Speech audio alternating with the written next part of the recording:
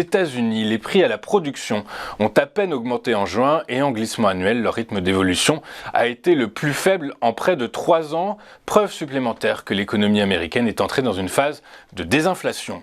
En données mensuelles, l'indice des prix à la production a donc augmenté de 0,1% le mois précédent contre une progression de 0,4% révisée pour le mois de mai. En glissement annuel, l'IPP a progressé également de 0,1%. Il s'agit de la plus faible hausse d'une année sur l'autre depuis août 2020 et fait suite à une hausse de 0,9% en mai. Le fondateur et ancien PDG de Celsius Network a été arrêté aux États-Unis hier. Alex Mashinsky est notamment poursuivi par la SEC pour fraude et tentative de manipulation de marché devant la Cour fédérale de New York. La SEC, avec Alex Mashinsky, a cumulé des milliards de dollars de la part d'investisseurs par l'intermédiaire d'offres et de ventes de cryptoactifs non enregistrées et frauduleuses. Peut-on lire dans la suite du communiqué. Deux autres agences américaines, la Commodities Future Trading Commission, chargée de réglementer les valeurs mobilières, ainsi que la Federal Trade Commission, qui s'occupe entre autres de la protection du consommateur et qui applique les lois anti-monopole, ont également déposé des poursuites au même moment contre le PDG de Celsius. Selon un rapport de la Cour des comptes publié hier, le déficit de l'État français s'est davantage creusé en 2022 qu'en 2020, passant de 141 à 160 milliards d'euros.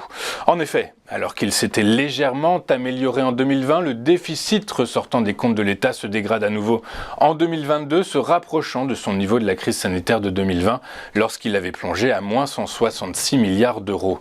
Cette dégradation de 19 milliards s'explique, selon le communiqué de presse de la Cour des comptes, par des provisions constituées pour faire face au coût du bouclier tarifaire.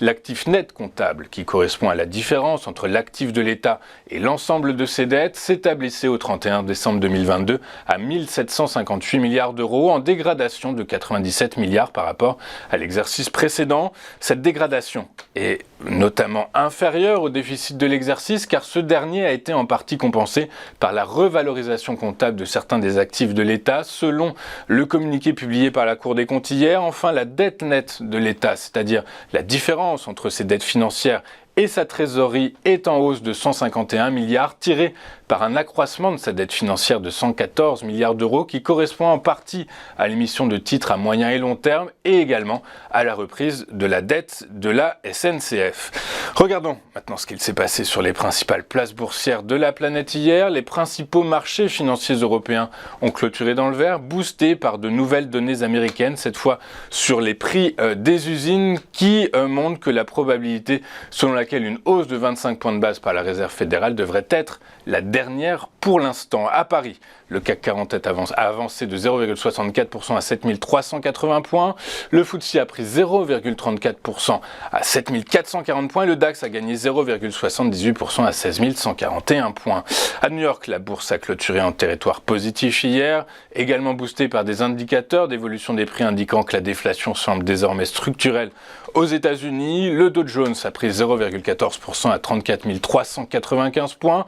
Le S&P 500 a gagné 0,85% à 4510 points et le Nasdaq a avancé lui de 1,58% à 14 138 points.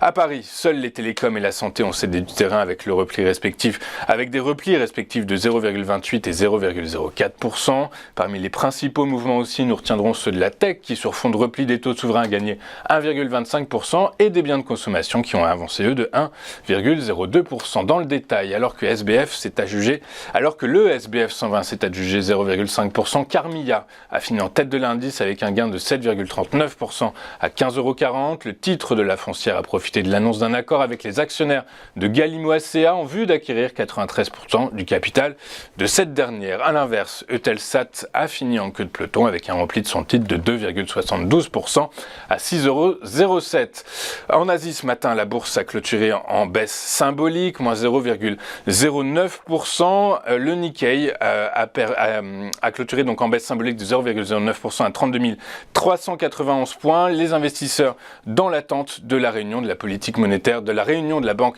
du Japon qui se tiendra la semaine prochaine. Sur le marché des rendements obligataires, alors que les investisseurs entrevoient enfin la fin du cycle de la hausse des taux de la Fed après la confirmation de la désinflation à l'œuvre aux États-Unis, les obligations d'État se détendent. Le rendement des obligations souveraines américaines à 10 ans a baissé hier de 5,9 points de base à 3,25%. Son équivalent allemand a fini à 2,46% après avoir ouvert à plus de 2,55%. Sur le Forex, le dollar pâtit de son rôle de valeur refuge et reste donc sous pression. Le dollar index a atteint un creux de 15 mois après son repli de 0,62%. L'euro à la faveur des cambistes pour la 6e séance consécutive après avoir repris 0,57% au dollar à 1,1191 $. Les cours du pétrole ont été portés hier par plusieurs facteurs dont le repli du dollar, un engouement pour les actifs à risque et des tensions sur l'offre notamment en Libye. Le baril de Brent de la mer du Nord pour livraison septembre 2023 a gagné 1,56% à 81,36 $. Le baril de WTI pour livraison août s'est changé lui en fin de séance européenne en hausse de 1,5% à 76,89 $. Nous allons marquer une toute première pause dans cette édition du 14 juillet et juste après, comme promis, nous retrouverons Antoine Quesada en duplex. À tout de suite sur TV Finance.